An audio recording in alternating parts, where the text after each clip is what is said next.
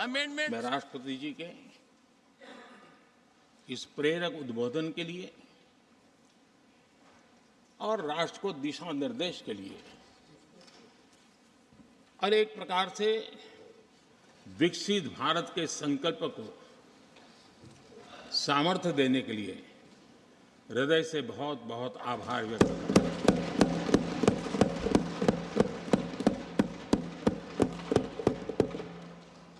चर्चा के दरमियान अनेक मान्य सदस्यों ने अपने विचार रखे और चर्चा को समृद्ध करने का अपने अपने तरीके से प्रयास भी किया। इस चर्चा को समृद्ध करने के प्रयास करने वाले सभी आदरणीय साथियों का भी मैं हृदय से आभार व्यक्त करता हूं, अभिनंदन करता हूं।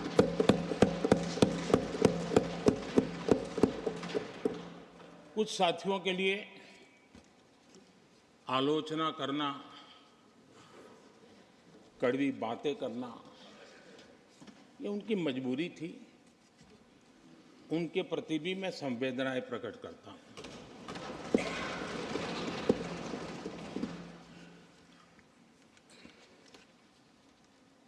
मैं उस दिन तो कह नहीं पाया, लेकिन मैं खड़गे जी का विशेष आभार प्रकट करता हूं।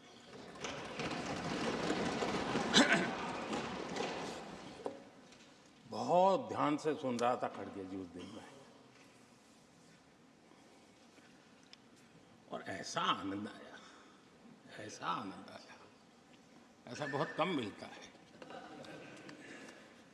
लोकसभा में तो कभी कभी मिल जाता है, लेकिन आजकल वो दूसरी ड्यूटी पर है, तो मनोरंजन कम मिलता है। लेकिन लोकसभा में मनोरंजन की जो कमी हमें खल रही है, उस दिन आपने पूरी कर दी।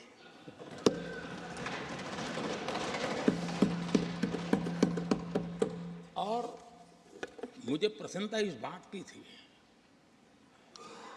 कि माननीय खड़गे जी काफी लंबा और बड़ी इम्तिहान वजह से शांति से बोल रहे थे। समय भी काफी लिया था। तो मैं सोच रहा था कि आजादी मिली कैसे, इतना सारा बोलने की आजादी मिली कैसे। तो मैं सोच तो रहा था, लेकिन बाद में मेरे ध्यान में आया कि दो स्पेशल कमांडर जो रहते हैं ना, उस दिन नहीं थे और आजकल नहीं रहते वो। और इसलिए बहुत भरपूर फायदा स्वतंत्रता का आदरणीय खड़गे जी ने उठाया।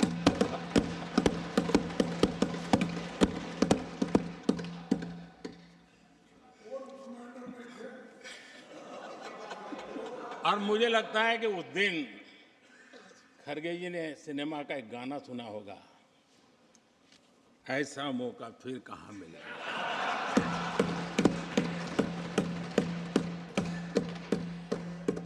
और खड़गे जी भी एम्पायर नहीं है, कमांडोज नहीं है, तो चौके छक्के मारने में मजा आ रहा था उनको। लेकिन एक बात खुशी की रही, उन्होंने जो 400 सीट एनडीए के लिए आशीर्वाद दिया था,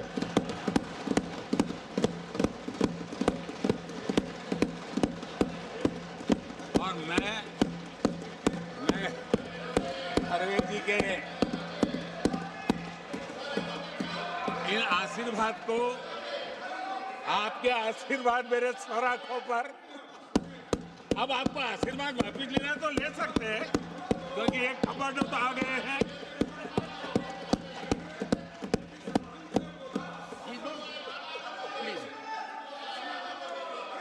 आदरणीय सभापति जी, मैंने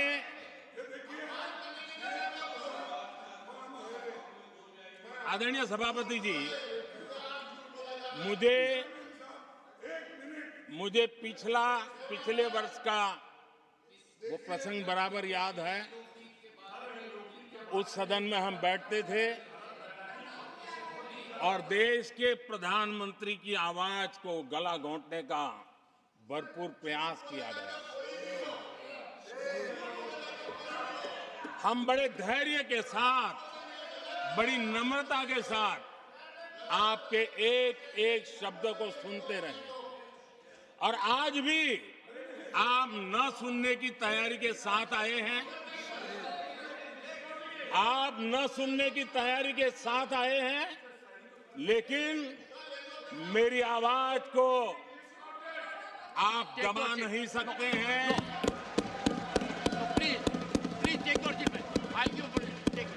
देश की जनता ने इस आवाज को ताकत दी हुई है। देश की जनता के आशीर्वाद से आवाज निकल रही है और इसलिए आपने पिछली बार, मैं भी इस बार पूरी तैयारी के साथ आया हूं। मैंने सोचा था कि उस वक्त कि शायद आप जैसे व्यक्ति सदन में आए हैं तो मर्यादाओं का पालन करेंगे, लेकिन डेढ़ पौने 2 घंटे तक क्या जुल्म किया था आप लोगों ने मुझ पर, और उसके बाद भी मैंने एक भी शब्दों की मर्यादाएं तोड़ी नहीं थी। आदरणीय सभापति जी, मैंने भी एक प्रार्थना की है और प्रार्थना तो कर सकते हैं और मैं तो करता रहता हूं। पश्चिम बंगाल से आपको जो चैलेंज आई है,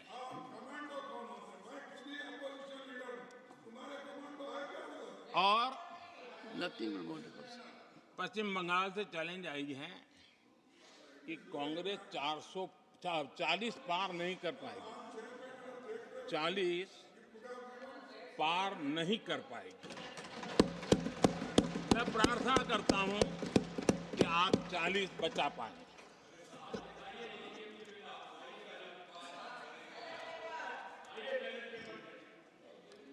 आदरणीय सभापति जी,